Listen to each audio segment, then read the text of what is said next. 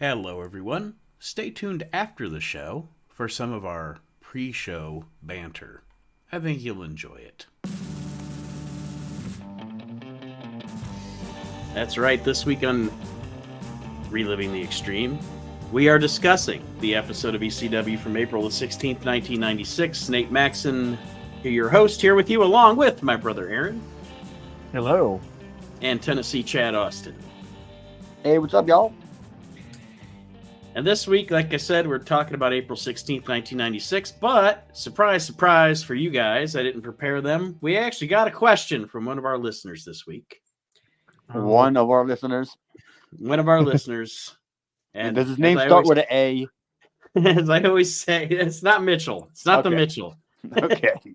As I always say, if you have any questions for us, relivingtheextreme@gmail.com is how you can reach us. This is actually from a gentleman named Dave. And Dave wants to know if there was an ECW, if they were to create, essentially, I'm paraphrasing, but if they were to create an ECW Hall of Fame, who would be the first two inductees into the ECW Hall of Fame? Who wants to go first on this? Because I already don't like my answer. I can go if you guys want me to. Sure. Please. Why I throw up this beer. First two would be I'd do Terry Funk and Todd Gordon. Thank you. I mean, thank God you didn't go my route. Because there wouldn't be an ECW without those two guys. So that's who I'd say. Yeah, I would totally say Terry Funk for one, but my other one I was thinking like long term, and I kind of had to go with Dreamer. And okay, I could have put Raven in Funk's spot as well, but somehow had I wrote when I saw the question, the first two names I wrote down were Terry Funk and Raven. So I think we all had Terry Funk.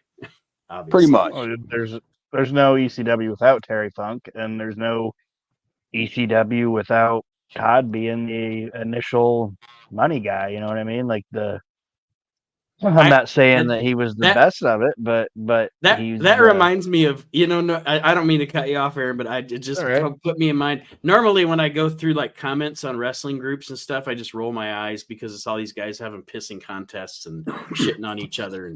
But I did see one that made me laugh the other day because there was a guy that I forget what group it was in. It was some ECW group on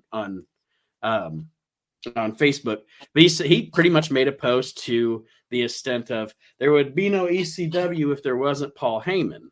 So then the next guy comments and he goes, there would be no it's not Heyman, there'd be no ECW if there wasn't Todd Gordon. And then the next guy was like, well, there wouldn't be an ECW if there wasn't a Joel Goodhart because of TWA.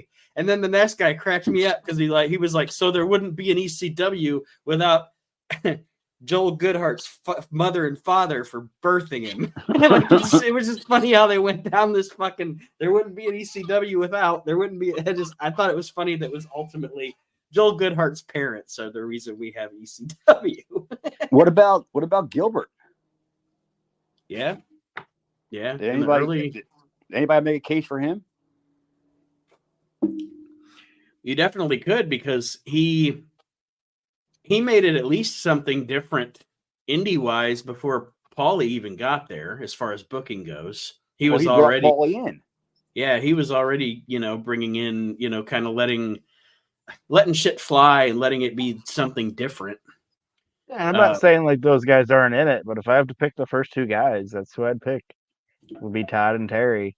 And I think the host of the ECW Hall of Fame every year should be Jay Sully. Yeah. Goes without saying, dude. Him and Stevie Wonderful. Don't even give him a script. Like, he has no idea what's going on. Light comes on. He's got that deer in the headlights look. He's sweating. Yeah. Sweating through his suit. No idea what's happening. And then they just send Stevie Wonderful out there and don't tell him either. Like, and they're just standing out there and they're like, go. Okay. That's fair. I mean, yeah, I guess any one of our pretty much answers were fair, but Todd Gordon, I guess you could say, probably would have to be, right up there, Yeah. I hope that answers your question, one listener. Yes, thank you, Dave, for your question. Next time, Archie, just text me. Archie has made like 7 emails so far, so you could send questions to us for the. Yeah, speaking of which, when I was telling you earlier that I was going to do my show, and I couldn't figure out how to log on to my show, I was going to do my joke was to my soon-to-be ex was jobbers that start with the letter A, because it was basically about the guy that she's seeing, and she goes, "Who? Archie Mitchell?" And that was my wife. Who doesn't even know any better. Archie, you're so famous, so famous. At least in a separated marriage. Well, our episode of ECW starts off with Joey Styles. There's actually a lot to cover on this show, actually. Joey Styles intros the show, talks about how we are going to see footage tonight from the Massacre on 34th Street event, and that the next, which show is it? The next big show at the arena? What's it? Which one is it, Aaron? Is it Hostile City? Yes, Hostile. I can never say that one. It's always Hostile Shitty Showdown. Hostile City Showdown is coming up this Saturday at the ECW Arena. Then we go to an interview with Shane Douglas from Madison Square Garden. And I'm assuming this Kenny Albert guy is from the Madison Square Garden network. But what I wrote down here was, I never knew Craig DeGeorge worked for ECW. It's actually Marv Albert's son. All right, that's fine. I accept that. I accept that premise, but like the guy totally gave me. I was like Craig DeGeorge. Yeah, I didn't know who he was either. I just assumed it was just somebody who was there, probably from the network. I wasn't even sure his name. It's Marv Albert's son, and he was obviously got into the family business, not the lingerie biting part of it, but he got into like the sportscasting part of it, and he was an MSG guy, and I think it's funny because in the end, as far as I know about him, he might have been like ESPN or whatever, but I know he's actually Mars kid, and he did MSG and a bunch of different sports and stuff. But I think it's funny because Shane's like talking about how he's in the Mecca and he's returned to Madison Square Garden. It's like, you're in the restaurant, dude. Like he's like, I don't see Shawn Michaels or Diesel around here. It's like, yeah, because they're in the arena. You're in the Hard Rock Cafe inside Madison Square Garden. They're in the locker room. You're getting chicken fingers. Like, I don't want to like degrade it or whatever, but it's like, if you're gonna talk big, fucking don't do it from a Fuddruckers or whatever's inside the fucking. He was in Monk's Cafe lobby. He's like, if anybody says shenanigans one more time. I didn't think he was any good at all. The promo is another one of those. It's a symptom of Shane's style at this time, because, and I know at the end he puts over the ECW arena is the new Mecca. That's the whole point, is that it's not MSG anymore. It's ECW arena, et cetera, et cetera. But Shane spends so much time in his promos talking about the competition. He always did. And it never, to me, and I'm not hating on Shane. I actually like Shane as a wrestler, but to me, his whole shtick through all those years, he came off as such a little whiny bitch, I guess, is all I'm saying. Like, I don't know. He got it out of the system by like 98, but at this point, until like after probably Barely Legal, that's all it is. And it's like, Jesus Christ, man. You're talking about them every week, and these guys don't even think about you. You know what I mean? They don't even work there. Yeah. Well, that, and it's like he's talking about Dick Flair and Shawn Michaels and this. And it's like, they're not even talking about you, man. It makes it and I don't want to say it about Shane because I enjoy Shane and I like him, but it's like Bush League almost. It cheapens it. Mm-hmm. Yeah. Like to a noticeable level. Like, oh, is there a chance that we might see, Ric Flair? No, there's no chance.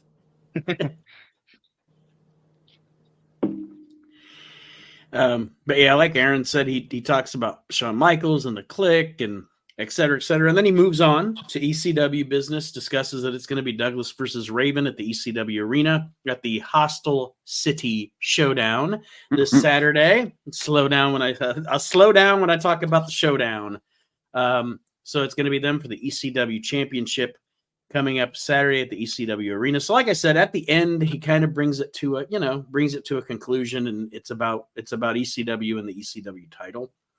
But yeah, spent too much time talking about the competition. Yeah, hopefully that's what he was doing, was just getting people's minds to just think about, oh, is there a possibility? Yeah, no, there wasn't. We got Tully.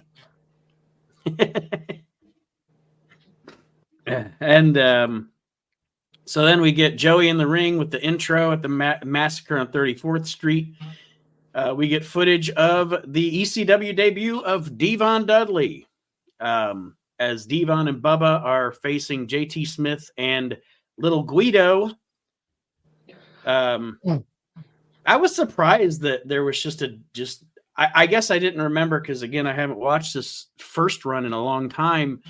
But I was just surprised that D-Von just showed up. We didn't have any vignettes or anything beforehand, any of the promos or anything beforehand kind of introducing his character. I know they do one after this, but it was just surprise. I wasn't expecting to see D-Von yet, I guess.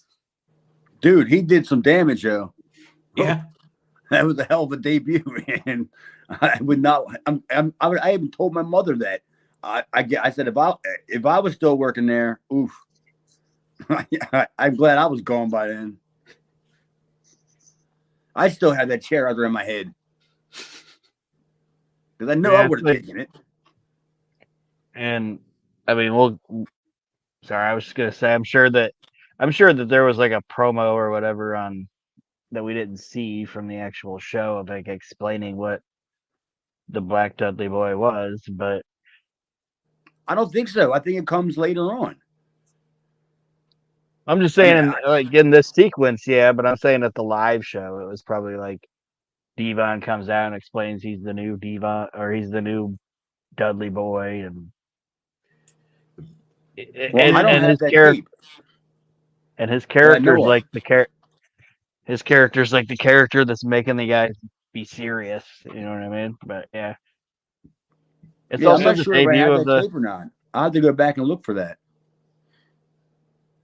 And it's not only the debut of D-Von Dudley, but it's the debut of the Full-Blooded Italians gimmick. Yeah, right.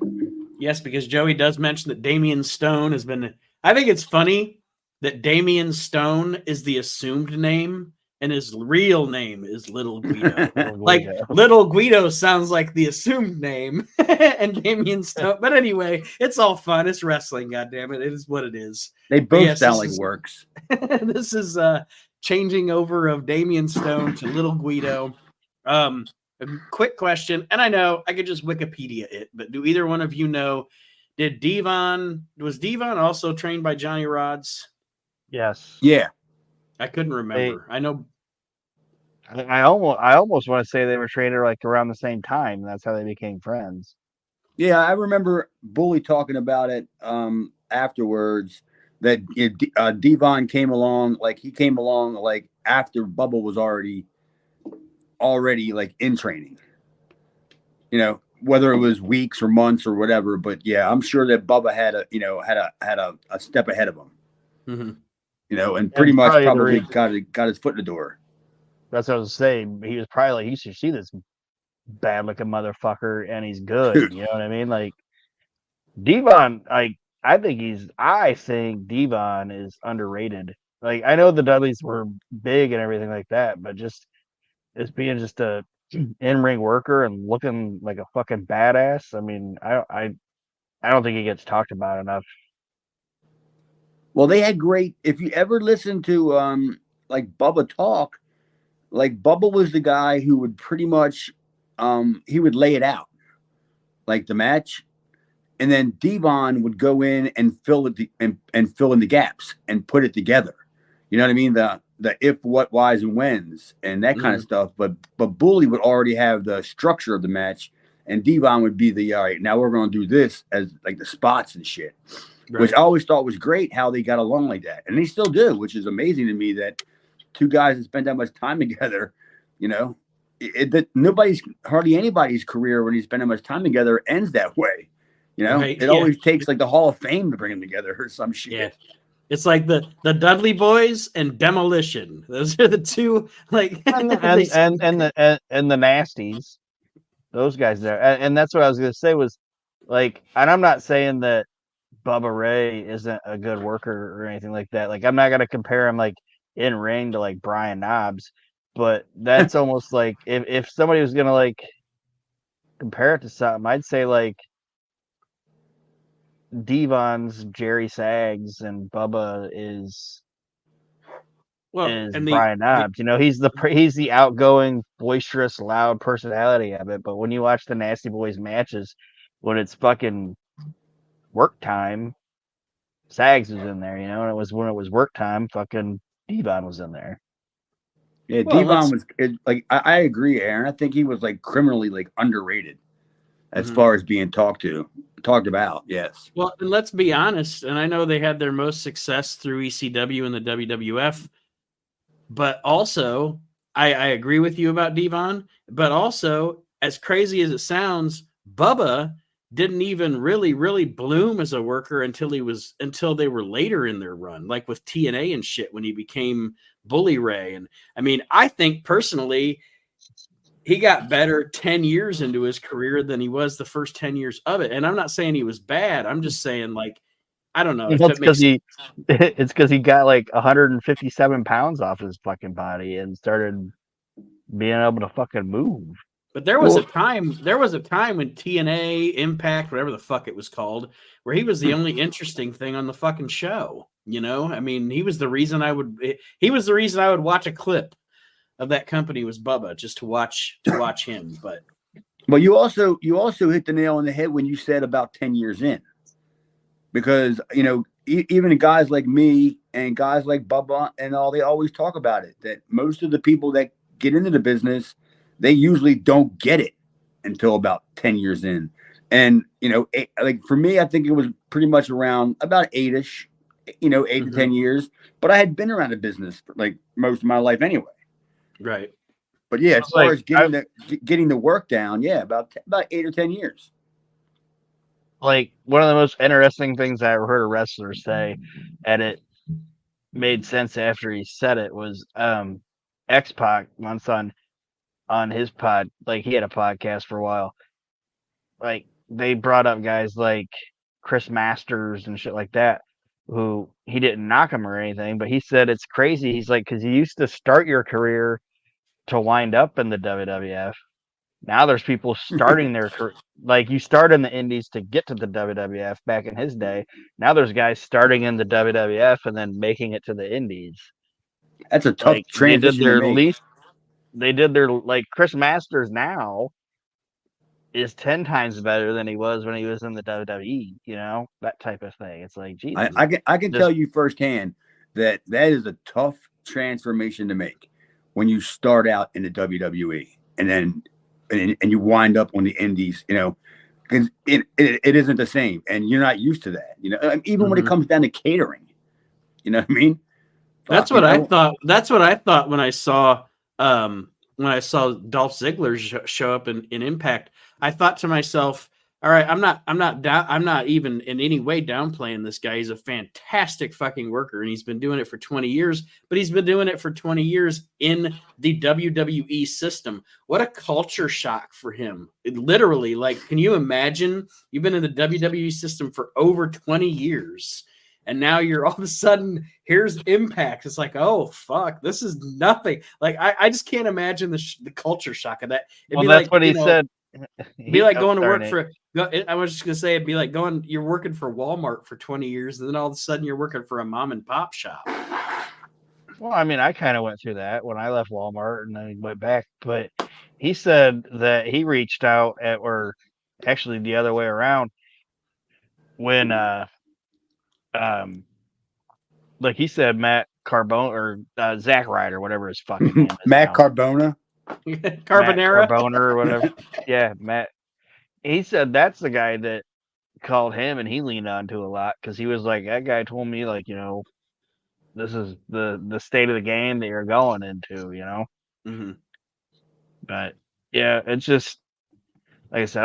I think D-Von's criminally underrated and doesn't get talked about enough, and I agree. And is actually gonna make the Dudley Boy gimmick 10 times better coming in. 10 times more believable. Yeah. Especially moving on to where they're going anyway. Like they're about to skyrocket. We see footage of Billy Black versus Hack Myers from the massacre on 34th Street. We discussed Billy Black a little bit last week. Then after the Billy Black hack thing and the Dudley Boys and the FBI, we roll into and I know they cut it up a little bit, but I really enjoyed. I just sat back and watched Sabu versus Mikey. I really enjoyed watching that. That was good shit, man. I wish I could have had that match with Sabu. I really do. I mean, because there's so much that I wanted to do with Sabu, and I knew that I couldn't. I just knew that I wasn't going to have the opportunity to do it. But yeah, Mikey did a great job. At least keeping up with him. I mean, yeah. And the one thing I did notice was that table spot. My God. Jesus. Yeah, I wrote that down. I was like, Jesus fucking Christ, that table. I've never seen a table in that many pieces. Like, well, no, I'm talking about the spot where Sabu would have missed the table anyway. Okay. When he had the table like on the rail or whatever, and then he went in the ring and did the triple jump over the top, and Mikey rolled. I'm like, dude, you missed the table anyway. He went completely over top of it. But yeah, when he broke the table, yeah. It's like a jigsaw puzzle. And I know he did it a lot, like, throughout his career, but to me, the chair, like, the leaping off the chair onto the top rope into the moonsault is always fucking impressive to me. And it might not be as somebody that's like a worker or whatever, but every time I see it, I'm like, that's fucking impressive, man. No, it's not that easy. The only thing that makes it relatively easy is the fact that the chair is on the canvas, because the canvas will supply a little bit of stability to the legs, because it'll suck the legs in. If that would have, you can't do that on a floor. There's no chance that chair sliding. You know what I mean? There, Right. So that was the only way that could have worked. But that was brutal, man. But they have like I said, they have a really good match. Watching those two work was actually my favorite part of watching this show this week. And I don't mean to keep comparing things to, like, comparing it to other things and other promotions or whatever. But to me, this is kind of like, to that ECW crowd, it's kind of like that match that Brett had with Kid on Raw. Where it's like the biggest star in the company is basically anointing this guy and showing you what he can. Because Mikey's always been good, and we've seen what he could do. But this was Mikey versus Sabu. You know what I mean? And this is the most vulnerable Sabu's been shown to be in the entire time that he's been there, and like the endorsement afterwards with the handshake and the point and all that. Like, he never did that with anybody else. Yeah, and I that's agree. what it is to me.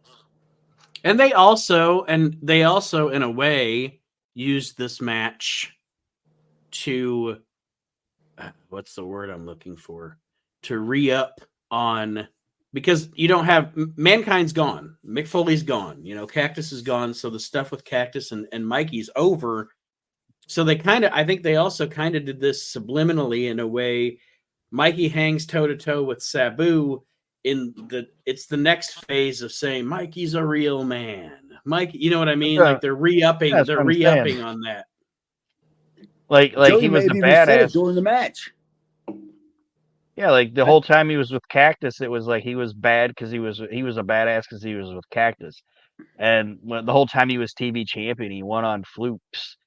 This time he lost, but he almost kicked fucking Sabu's ass. You know what I mean? He showed some bravado. Yeah, exactly. I'm pretty sure that Joey Styles even made the comment about Mikey becoming a man or something like that. Okay. Right at the end. I must have missed it, but I really enjoyed watching it. The next thing is, like Aaron said, Sabu, he shows respect for Mikey at the end of this, which gives Mikey gives him the endorsement. The next thing, I watched this and I know what they were trying to do. I know what they were trying to do, but it just, to me, it was a popcorn fart. It didn't work. We go from Sabu and Mikey, which was fantastic. And again, I like Taz and I like Jericho, but this did not work. This just did not work. Half the other people involved, nobody knew who the fuck they were. Who was the job referee guy? Yeah, it was. I put down the referee is the referee. His name literally in my notes is Sensei Guy. Yeah, is the referee. His name is Tom Delgado. And then Taz is supposed to be something. And they're like, oh, and here's Taz's trainer, Mango, or whatever. Mako. I fucking called it. Not Mango. I wrote down Taz's partner, Mayonnaise. I don't know. I don't know who any of these Mango. people are. It was Mako. And then the only other thing I wrote was, this is at least like the first appearance of Chris Chetty. It's like, I know who Chris Chetty is. I don't know. They didn't name him here, but Taz's nephew's out there. But it's like, you got Mango and Tom Delgado, and like, what the fuck is going on? I don't know any of Phil these Alfonso. people. And Mango looked like shit. Like, he's like a pale, like his skin was as white as his fucking gi. This was dumb. Yeah, it was dumb. Stupid. A shoot fight too. Yeah, and like I said, that's what I wrote down here. I know what they're trying to do, because they're trying to build because at this time, the UFC is a big topic of conversation, in the States. I know what they're trying to do with Taz's gimmick, but this just did not work. It did not work. And it also didn't work. It also doesn't work because it's kind of counterproductive. Because, like you said, they're trying to get Taz over as a shoot fighter or whatever. But then it turns out that he had to fucking pay off Tom Delgado to win the shoot fight against Jericho, who's not a shoot fighter. Jericho, who's not a shoot fighter. Yeah. Like, they should have been like, ding, ding, ding, and he choked Jericho out in like 22 seconds. Yeah. We could have skipped all of this. They could have easily did a spot where they could have hit a high spot right at the beginning where Jericho could have won for one of them stupid lion salts. Taz could have moved in. Jericho could have landed on his feet, and Taz could have went right behind him. It could have been that quick, or it could have been a leapfrog, Mm-hmm. Just like, yeah, they just went, whatever you said his name was, Alfredo. Oh, Tom Delgado? Whatever. Yeah, this whole thing fucking reeked. It sucked. That's sad considering the names that are involved. Because I even wrote that it sounds good. And then it's like I said, I wrote down here. I can tell what they're trying to do, but they are completely failing in their execution of this. And then after it was all done, he choked him out. I'm like, okay, that was a boring fucking wet fart, whatever. But then they were like, oh, now he's getting paid off. I'm like, so Taz didn't even actually win. The best thing about the whole segment, and I don't know if you noticed it or not, but the best thing about the whole segment was when what'd you say his name was? Delgado? Sure. The sensei. Yeah. When Fonzie's paying him off, he tries to fuck him over, and the sensei's like, nope. Did you notice that? Like, Fonzie tries to short him a couple $100. I did think that. Did he do like the smoky thing, like 20, yeah, like 40, 30, yes, and then flip the money and be like 60, 80. Yeah. Yeah, and the sensei guy caught him and was like, nope. Like, I was I was like, that was fun. That was probably just those guys just probably did that to entertain themselves. Well, dude, honestly, I didn't catch it, but that is a great point. That's attention to detail. Mm-hmm. It's keeping Fonzie in character. You know, he's even trying to cheat his own guy. And that's why Fonzie's one of the best things about ECW and the story. Like he's never not entertaining. Fonzie's fucking great. He's on crack most of the time. So I've wrote down here so far, first candidate for the title for this week's episode, the Shoot Fighting Mango. And after we get this whole thing with the Taz and Jericho. It's the Taz. Oh no, the Taz and Jericho match. You didn't let me finish. We get our first Dudley's promo that features D-Von Dudley doing the commandments. The one thing I wrote down here is DW is still here. I didn't even know Dances with Dudley was still around. He was hurt, remember?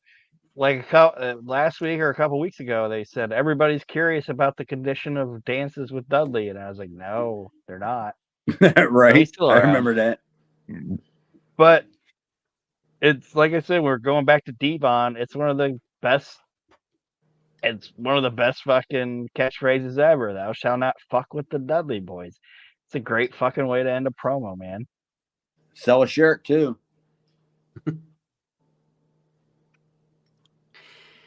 But yeah, this is, you know, we hit the first, like I said, the first, they don't really give us too much into the D-Von character yet, but they do show us, like Aaron said, he's bringing a new, more aggressive, less comedic edge. Because even though Big Dick Dudley isn't a quote unquote aggressive character, and it's almost still comedic. You know what I mean? He's still just and he's all still that. Hurt. D-Von, he's always hurt. Yeah, he's always hurt.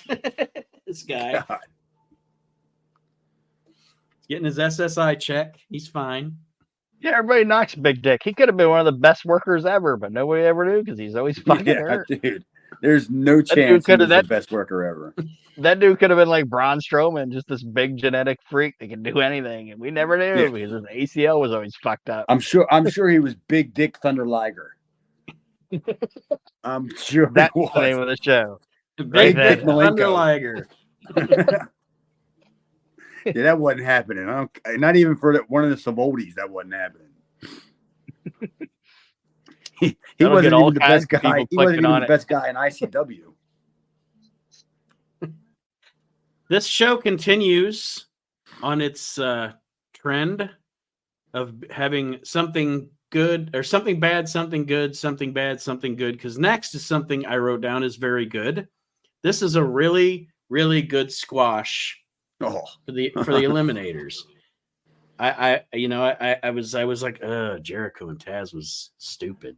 And then D-Von comes in, and then this squash match happens, and I actually enjoyed the match itself as a squash match goes. For the eliminators, it's the eliminators against El Puerto Ricano and Joel Hartgood. Yep. Another match that if I was still there that I could definitely been inserted in. Good Lord. I could have got my ass beat 3 or 4 times on that show. Did you know Joel Hartgood very well, Chad? Yeah. I mean, us jobbers sat together. He was a good dude. Yeah. Mm-hmm. He was green. I mean, really, really green. Like we're talking about less than a couple dozen matches, like green at that point, like right out of school. Yeah, but he was a good dude. Yeah, because I wrote down here like every time, and we've seen him for at least a few. I mean, what, a year now? And the reason I asked was because I was wondering if it's an act or if it really was how he was. But every time he gets into one of these matches in ECW, man, he looks like a deer in the headlights. Like, what the fuck is happening to me? Like, and if that was intended, he did a great fucking job. Like, just looking petrified at every situation he was put in ECW. I don't know where he was trained or who trained him or anything, but I'm sure it wasn't an ECW style. You know what I mean? I'm sure he didn't see too much ECW before he got there. Like, you're right. It didn't seem like he knew all he knew was he was going to like lose. Yeah, I mean, he literally tags in or he gets in the ring and he's just like, oh God, things are happening to me. And I don't know. I find him fucking entertaining. Imagine you're like, he's probably what, 175 pounds? Mm-hmm. In good shape. I mean, he was in shape, but like 175-pound guy. He was a small dude. Green as grass, and you're looking across the fucking ring and Perry Saturn's coming at you. I'd be like, what the fuck is about to happen? Like if there weren't people here, if there weren't people here, and I'm assuming I'm about to be raped, I don't know what's happening. Saturn's coming at you. Cronus is fucking cackling in the background. Yeah, pretty much. He was a good dude, man. But like I said, he didn't know anything about what was going on in ECW. He was not trained for any of that shit. And El Puerto Ricano, like literally, he told me out of his own mouth. He told me in a conversation that I was one of the guys that he looked up to. Like, I mean, what do you mean? I mean, I'm getting killed every single week out here. And he's like, he just mentioned like my bumps and like. I'm like, dude, it wasn't like bumps and selling. I was getting beat up. You know what I mean? Yeah. Like, you could do it just as good as I can, El Puerto Rico. He was a good dude, too. I had no problem with him. After the squash match, where obviously the Eliminators go over, Saturn gets on the mic, calls out the Gangstas. The Gangstas come out. A brawl ensues. The locker room empties. They talk about...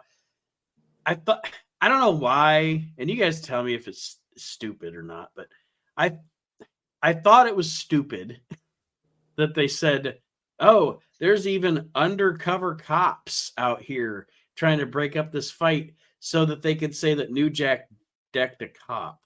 Like, if they're undercover cops... How did Joey know? Yeah. Yes, exactly. That's what I don't know. It is what it is. You know, they're trying to get the Gangstas gimmick over. I understand, but it just came off silly. Like, it was a little silly. It was just some guy in a t-shirt. Yeah, it's Frank. Just Frank? It was probably that Delgado guy's brother or something. Frank Delgado? Sure. Let's just go with it. The Delgados versus the Dudleys is our next feud. And then I forgot too, because like I was like, oh, El Puerto Rico or the Puerto Rican or whatever. I can never say his name the right way, so I just call him the Puerto Rican. I forgot that guy made it to the WWE. Yeah. Who? El Puerto Rico or whatever is the Puerto Rican. He made it to the WWE. Yeah, he played Abu, and he was fucking Tiger Ali's servant. Oh, no shit. I didn't know that. Yeah, it's like I forgot about it. And I was like, what the fuck did this guy ever do after ECW? Because he wasn't bad. Well, you know what his name used to be on the Independents, right? It used to be Ubass. Yeah, Ubass. I knew that because he was like the reverse Sabu. I think he even does Ubass in ECW. But, like... I forgot, and then I was like, I'm gonna Babu. I was like, oh shit, he's Babu. Babu. Okay. He ate Tiger Ali's toe jam. I forgot about that. Great. I wonder if he saved any money from there. Well, the essentially the story here, New Jack, of course, they like I said, that Joey puts over the top that he decked a cop, which means that the Gangstas get handcuffed and taken out, which is going to play into the next thing that we see. It's supposed to be a triple threat match, Sandman and Too Cold Scorpio versus the Headhunters versus the Gangstas, but obviously the Gangstas are not there because of being arrested. We have a whole thing here with the Headhunters, Sandman. You barely see Too Cold. He just spends most of this match on the outside of the ring, probably not even wanting to get into this mix. Honestly, Nate, I didn't even know what to write down. Yeah, right. I wrote Sandman and Too Cold versus Headhunters. Damian Kane's here. Alexandria's here. Missy Hyatt's here. And then the Gangstas come out. And it's just a big clusterfuck. I would love, I don't know why I didn't do it or I didn't think of it then, but I really should have started stealing the lineups that were taped on the back of the doors. You know what I mean? because I would just love to look at them because it never said any of this stuff, anything on the rundowns of the shows. So I would just love to have stolen them lineups just to see what originally was somehow booked or supposed to have taken place. Yeah, that was just all over the place. Missy and Lady Alexandra get in a cat fight. The gangsters return and they attack the headhunters. They were still in their handcuffs, I think, when they first came out, if I remember right. Yes. There's a portion of the match where nobody's in the ring and they're all brawling all over the place, and Sandman is just fucking up other Lou Albano. Like, he's laying into the guy. What do you call Lou Albano on what, the leather or something? Leather Lou Albano. That's classic. And then the Eliminators get involved again. I mean, I do like the fact that we haven't actually, if you remember right, like, other than once, we haven't even gotten like a match between the Eliminators and the Gangsters. Like, because they just keep attacking each other. It's like, we can't get these guys into the ring legally because they just keep fucking attacking each other. Like, I like that aspect of it. Mm-hmm. It's funny you say that, Aaron, because Joey Styles brings it up all the time. That whether it's the airport, anywhere, you know what I mean? He says it like almost every single time that you cannot put these two guys like in the same building because it's going to happen, which is great because you never know when it's going to happen. Mm-hmm. But it's going to happen. After this whole segment, which is half effective, we get Joey Styles back and he shows us the match or the end of the match that is going. What he shows us next actually happens before the match that they show us this quick highlight from. And I'd have actually rather seen the match. It's Ravian. Yes. It's Raven versus Fabian.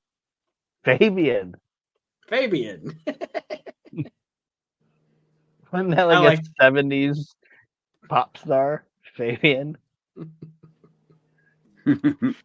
I think I don't know. Fabian, it sounds more like 50s. I don't fucking know. I don't know. But I know it's Raven and Damien, and I like Damien, and I like Raven, so I actually would have liked to see this match. Yeah, I guess. I don't know. Again, I don't know. I just wrote down Raven, Meanie, Richards, some girl. Yeah, we see Raven, or we see Blue Meanie doing Shawn Michaels. We see Stevie, his first time is Big Stevie Cool. I don't think they call him that yet, but he's acting like Diesel. He called him Big Stevie. He called him Big Stevie Putz. Some woman comes out and puts whipped cream on Meanie's belly button, and then somehow this all results in Raven smacking Kimono Wanalea. I don't know what the fuck was going on. Like, I don't know what that chick was, but she was hot though. I put Raven is out with Kimono, Stevie, and Meanie, and then they proceed to beat up Kimono for no reason. Yeah. Like, I didn't, because he smacks her. Raven smacks her, and then Stevie's like, what'd you do that for? And then he just starts stomping her. I'm like, what is going on? Because originally, I actually have some of my notes scribbled out here because this all went so fast. It was so confusing that originally I thought Raven hit the whipped cream lady. I was like, why did Raven hit the hooker? Oh wait, he hit Kimono. Now really, why did he hit Kimono? I had no idea what the fuck was going on here.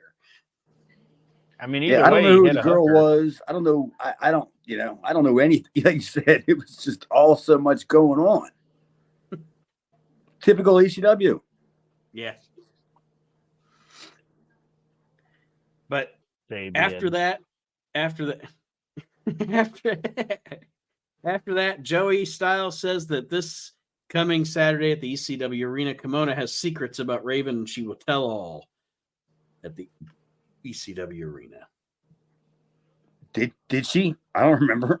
I don't remember either. I think she was gone after this. Well, actually, when I saw this all go down, I was thinking in my head, is this just like, they're just gonna fuck? Is this a way for them to fuck Douglas? Like, is Kimono just? Is this a story where she's still? No, it turns into something. Okay. Oh, good. I mean, I won't spoil it. I don't want anybody that hasn't seen it yet, seeing as though it's happened fucking 30 years ago. But Well, and there's so much.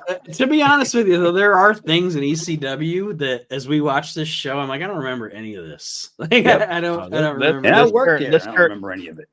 This turned into something. Good. At least something did. Up next, I wrote down a match where stuff happens. It's the Pitbulls and Tommy Dreamer against the Bruise Brothers and Brian Lee. And this is one of those matches where I don't know how to take notes on something like this. So I just wrote down a bunch of ECW shit happens. Like, it's just hard. It's hard to take notes on these matches where just everybody's doing shit everywhere but in the ring. And it's not that it's not entertaining. It's just hard to keep notes on the shit. Like, you gotta take in consideration they also pretty much had one camera besides the hard cam. Mm-hmm. I'll see notes, and I gotta give props to somebody here. I'll go back through the archives of the Pro Wrestling Torch, and sometimes I will see notes on matches and stuff that Wade Keller took. I'm like, that son of a bitch is a note-taking, attention to detail. I got to give him fucking credit, man, because Wade Keller, you read his description of this, and it is detailed. And I'm like, how did that son of a bitch even keep up with any of this? Good on you, Wade, because I could never do that. The way like these are notes. Like, this is literally my notes. Typical ECW brawl, super bomb on Brian Lee, Raven Stubbs pinfall, double boot concerto on Tommy Dreamer. The winners, DOA. Right, pretty much. Just anything that involves Dreamer and the Bruise Brothers and all that, it's just going to be what it is. It totally hides the Bruise Brothers for being terrible. And everybody's wearing all black. You know, sometimes you don't know who's who or what's what. Like, is that a Bruise Brother? Is that a Brian Lee? Is that a Tommy Dreamer with a wig? I don't know what the fuck's going on. And don't forget, the Bruise Brothers are twins. Yeah, to add even more confusion. Yes. Fuck. But yeah, like Aaron said, essentially, there's an aftermatch brawl after Dreamer gets pinned. Raven comes out. Raven and Tommy, of course, have their shit. Raven gets put on a table, and Dreamer, quote unquote, as Joey says, sacrifices himself to be put through the table. Wow. That took way too long. Yes. Like, way too long. Yeah. And having to like pick Tommy up and put like they were like just standing still, and I'm like, what the fuck is going on? Nothing. Was Gary Wolf like, I don't know if I can lift you, Tommy? Yeah, didn't they kind of like half-assed put him on the table? Like, didn't like Dreamer even help him? Like, slide on the table a little bit or something, you know? I hate that, man. I hate that. When the guy helps him do that spot. Yeah, the end of it was all too drawn out and long. And again, it's the melodramatic. I always say Tommy Dreamer is such community theater, you know, melodramatic. Put upon Tommy. I guess I'll put myself through the table. Because he's hardcore. He sounds like Droopy Dog. He's got to be hardcore. Tommy Dreamer. Tommy Dreamer as Droopy Dog. That is now the new. I'm Droopy Dreamer. Oh, woe is me. He's got to pop Mary Kate and Bella. His two rats. Good night. But after all this mess, we get the Pulp Fiction, of course, at the end of the show. Vinny Penzienza likes ECW. Yeah, for anybody who knows who that is. He's got good pizza. He knocked a chicken out at WrestleMania 15. Yes, he did. And that's who was he? It was the boxer guy that was at WrestleMania 14. Oh, he's a legitimate boxer? Yeah, he's a little tiny boxer. Oh, okay. I didn't know who he was. The Tasmanian Devil. I thought he was an Guido. That's funny. His little Guido just went around knocking people out. Hold me close, a tiny boxer. Yeah, dude, I don't watch boxing. I thought he was just an actor. I really did. From The Sopranos. Oh. I mean, he's a little tiny guy that can fuck you up. Apparently. I mean, I wrote a question mark next to his name. Because I'm not even sure I even had the last name even spelled anywhere near how it was. I think he might even been smaller than Floyd Mayweather. But he could fuck in his day, he could have fucked you up. Oh, he wasn't fucking me up. It'd be like 10 hits before he even knew what the fuck happened. He was a badass, but okay, I'll take your word for it. I'm just not a boxing guy. It's not fake that I know of. It's all fake. All of it's a work. Yep. Floyd isn't, but that's okay.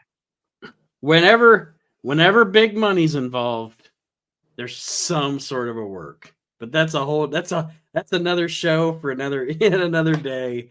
Dude, I heard it straight out of the commissioner's mouth in Maryland, man. When old man Lou must have been in his early 90s, I asked him about other sports, and he said if money's involved, it's fake. It's a work. Yeah. Yep. Well, yeah. But we get through the Pulp Fiction here, and you guys can throw in anything you caught up on. But you got Shane Douglas on the title match coming up. Raven, of course, sulking. JT Smith sings Sinatra. Fly me to the moon. Yeah, typical Pulp Fiction. Damian Kane and Alexandria. Taz and Fonzie. Brian Lee wants to fight Tommy Dreamer. My favorite part of the whole Pulp Fiction this week, Perry Saturn cuts a long, elaborate, passionate promo about wanting to pretty much cut the heads off the gangsters. And he walks away and fucking Cronus goes, bitch. And I fucking loved that. I was rolling. He's like, bitch. And he just stares there. He just stands there and stares. Yeah, bitch. Yeah, Perry's like, we're going to take you down. We're going to slit your throats. We're going to murder you. We're going to beat the black off of you. You're not even going to be able to be recognized by your parents. And then Cronus is like, yeah, bitch. And he just stands there and stares. I thought that was fucking great, man. I loved that shit. That was great. It's the dichotomy of the two teams are so fucking similar. You know what I mean? Mm-hmm. Like, it's this little short built guy like Perry, and he's cutting the great fucking promos, and then you got this bigger guy that's just a fucking goddamn Looney Tune. Yes, and it's the same way with the gangsters. Like New Jack's cutting these New Jack's cutting these great fucking promos, and here's Mustafa just fucking like doing all that. It's like mice and men. Yes, it is. Like Lenny, it's the little badass guy with his big retarded friend. Festus. Gotta tend to the rabbits, George. Yeah. Tell me about the rabbits, Barry. Tell me about the crack, Jack. But overall, actually, it's funny because and I know somebody might differ with me on this. This is the first time that we've done one of these shows that I actually gave the show, and I didn't give it an A, and I didn't give it an A+, but I actually gave this show an A- because other than Jericho and Taz, I thought this show succeeded on every level. And Aaron, I know you've said it before a few times. As we go through, this starting to feel like the ECW we remember. This is the first one that really clicked with me. I was like, this is fucking ECW right here. So that's just my opinion. That's just my opinion. I know I'm a lot harder on these shows than you guys are. I'm usually around the C mark for most of the shows all the time. Mm-hmm. This one I totally just gave a B. Like, I enjoyed it. Nothing really lagged for me. Yeah. And like I said, even the Taz Jericho thing, even though it everything's not always successful, you have to try. So even that whole thing, even though it didn't go over well, I could at least see what they were trying to do. It wasn't it wasn't a complete failure. So I actually gave it was a pretty good show. To me, and like I said, the only thing to me is the fact that, for one, like that Taz thing, it went longer than what it should have. But even if it would have went that long, it was the payoff part of it that I thought was dumb. Right. Like, if they would have done that whole segment, and it would have just been Taz choking out Jericho, and it went that amount of time, I would have been fine with it. I'm like, don't try to get this guy over as a fucking shoot fighter, and he had to fucking pay somebody off to help him win. Yeah. That's the only thing I thought was dumb on the whole show. I'd give it a B+. All right, so we're all in the ballpark then. It's going to take a really good show for me to get into the A ranks. But yeah, I gave it a solid B. That's even better than what I wrote down, because I wrote down B-. But the more we started talking about it, and the more that things popped into my head, I was like, yeah, that was a pretty decent show.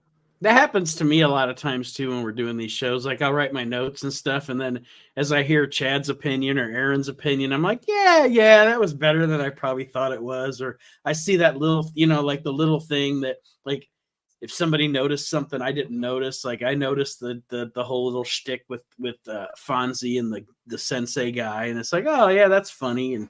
But yeah, you do. Sometimes your score changes as you go through the podcast. But and also, not to like harp on, or not to knock on modern stuff, it's like, look how much they put into like 45 fucking minutes, and then you watch a wrestling show now, and it's like 2.5 hours long, and it's like nothing happens. Or is this? Yeah, is this ever going to end? Yeah, but so much shit they put into like 45 minutes. It's fucking amazing. That's why I'm so glad there's nothing good on TV, because it takes me almost a whole week to watch Raw. If they would come up with a better TV show for me to watch, then I probably wouldn't watch it at all. Well, that being said, we're going to wrap it up this week. Chad, Aaron, any parting words for our listeners? Nah, man, look out for me. Follow me on all the socials. You can just find me. I ain't that hard. Especially if you're single and in Knoxville. Fake. Join Chad's Facebook group. There's bis and trannies and dude, all kinds. I swear it's the same person. Bots and like Russians and it's like a John Walters movie over there. As a matter of fact, one of them was supposed to message me at 11 o'clock. I told him I had to do it. Frankenfurters showing up at the door. I told whoever it was that I had to do a show. I had to stop talking to him, and then I said I'll be done around 10:30, quarter of, and he said, "Well, I'll message you at 11 o'clock." It's gonna be what's the fucking thing's name from Hairspray? Damn it, I can't remember. You know what I'm talking about, Aaron? Yeah. That's what's going to show up, Chad. Just turn your lights off. Pretend you're asleep. Yeah, I'm not even looking forward to any of this. But at least it gets me through the day. Fuck. Or just turn your lights off and pretend. Yeah, because nobody's real anyway. I don't know how I get myself into this nonsense. I swear to God, I don't. And you could tell me that it's the same person that just keeps following me around, just changing a picture, or changing anything about them. And it'd be the same thing. Because I know as soon as I get off of here, I'm going to get a message. Dude wants to come over to my house and fucking get drunk. And then he asked me if I was bi. That's when I said goodbye. Can't be having that. I do stupid stuff when I'm drunk, but I never get that fucking stupid. Divine. That's what it just came to me. Divine. Was Divine in Hairspray, or was she in that other one? No, you're right. Dog shit.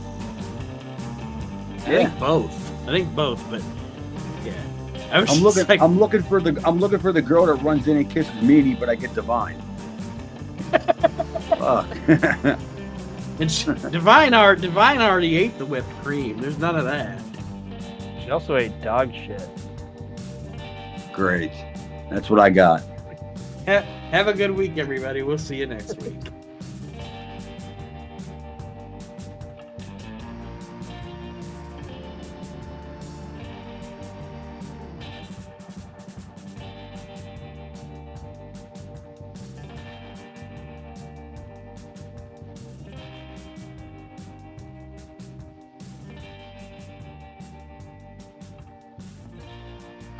But luckily, my mom said that she wants to go out. She's off tomorrow, and she ain't got to watch the kid, our daughter's kid, my grandniece or whatever, and she wants to go out and clean the garage, which is great because in 1987, when I lived here, when I moved back out, I left a whole entire box, like a big, gigantic box of all my figures and shit in it. And she claims that they're not in there, but she hasn't been in there in years. But I know what the box. I can't remember shit, but I can remember what the box looks like. Like I even had the old 70s, like superhero action figures, the ones that had the rubber bands in them and the arms, all them. Like I would take like Superman with my Scott Casey. He was my regular because he had blue like underwear on when you take off his outfits. He had like so he was my regular jobber. he was everybody, and then I had the fake blood that you go buy around Halloween. Oh yeah, it was He-Man was Ivan Putski. I had a whole scene going on. I even when I was a kid, I even took a piece of metal that was in the bottom of a bird cage, and I put like a small little bend in it, and I put it in my WWF ring that they sold back in the day, the LGM one, and I put green felt over it. So when the dude would slam the other guy, it'd make that sound like the old NWA ring. I remember, I don't know why, but I remember like my buddy and I, when we were kids, used to, when I was a kid, it was the era of the WWF Hasbro figures. Oh, the little ones. And we used to have our little wrestling federation with the Hasbro figures. And I don't know why, I distinctly remember, because, you always bring other toys into the mix, to be somebody else. And you said He-Man. I remember, I don't know why, but we made He-Man Bobby Eaton. And I look back on it now and I'm like, Bobby Eaton was not built like that. No. Like, why did we have He-Man as Bobby Eaton? I don't know. That was Bobby eating a lot of steroids. I mean, it should have been Stan Lane, for Christ's sake, not Bobby Eaton. I had a big, gigantic, like huge, gigantic Godzilla figure when I was a kid that had a little lever in the back that his tongue would stick out, and then it had like a little fist that had a lever on it that you could shoot the fist. Like it was huge. Like it was like my fucking monster. Like literally. I even took the bird cage that I got the thing from the bottom of it, and I cut the top off, and that was my steel cage. Dude, I had everything, dude. When I was 1987 or something, I was like 13 maybe. Yeah. Oh yeah, I remember we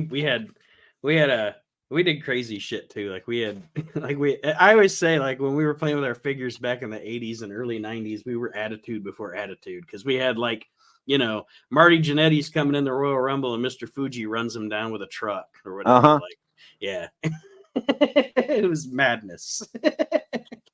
Yeah, I did a little angle. I did like a little angle with my figures where because I had Undertaker, and I took like one of those soft case VHS boxes, the ones that opened up, like you didn't slide the VHS, like that was Taker's casket.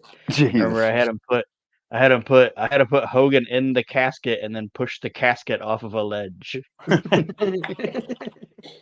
Yeah, my brother was almost 2 years older than me, and he was having friends coming over, and they were getting ready to go out and go drinking and everything, and I'm just sitting in my fucking bedroom, fucking having my own little WrestleMania. Because my bedroom was right on the first floor by the front door where they had to walk out. So when you walk out the front door and to the right, there was a window there, and I never had like no blinds or anything, so they could look in and see me fucking playing with my figures like on a Friday or Saturday night. And they're all getting ready to go out and get all fucked up, chase girls and all. I had everybody. I didn't have fake blood, but I used their mom's like red dye number 2 food coloring, and that was like the blood.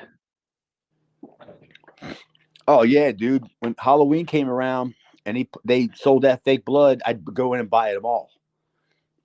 And they would always question, like, why am I buying like 10 things of all this fake blood? And I go back when I had more money to get. It was like 69 cents or whatever. But yeah, I had blood. Like, why are you buying all this? It's like, why are you buying all this? Be like, WrestleMania 7. Yeah, in my bedroom. Big payoff. Crimson Mask. I had I somehow came across a little tiny bell, like real small. I just tied a piece of string to it. It was a fucking bull rope. I mean, dude, I had Mean Gene was, I did all my interviews by ringside. So of course somebody like Gordon Soley. So of course somebody could run out and attack him. You know what I mean? Oh yeah. By the way, did you hear? I don't know if you caught. You probably didn't catch it or not. But like last week or 2 weeks ago, they bumped Tony Schiavone on AEW, and even Meltzer said it, that it was the first time that they ever bumped a commentator. Like anybody said, I was like, dude, don't you remember how Roddy Piper turned babyface in 83? or 80, whatever it was, 81 or 82 or whatever. Like when they bumped Gordon. Vince got hit with a chair. Yeah, Flair hit Vince with a chair. And what year was that? That was 91, because that was when the Piper was doing commentary on Superstars, and Flair went to crack Piper with the chair, and he Piper whatever ducked or whatever, and he accidentally, quote unquote, accidentally cracked Vince. And that's when they started the whole Flair with a chair thing. Are they trying to say it was the first time in AEW or the first time ever? All right, he just said it was the first time. I can't remember the exact verbiage, but the way I read it was like the first time a commentator got bumped. I'm like, dude, 1980, like fucking 2, whatever, when Gordon Soley got bumped. Like a turned Piper babyface. Morocco bumped him. Knocked his fucking bottle of fucking bourbon right out of his fucking hand. What about all the times what about all the times they bumped Jim Ross to try to embarrass him in the Attitude Era? Yeah, the Flair with the chair thing was like what got Roddy out of the booth and got him back into the ring and everything. So I guess he must have meant like, it was a different time, but I guess he meant like older times or whatever. But I was just like, dude, commentators begin. Bob Cottle got bumped before, I believe. I think he just fell down. I don't think anybody came out. He must have saw one too many Angela Mosca Jr. matches. He just gave up.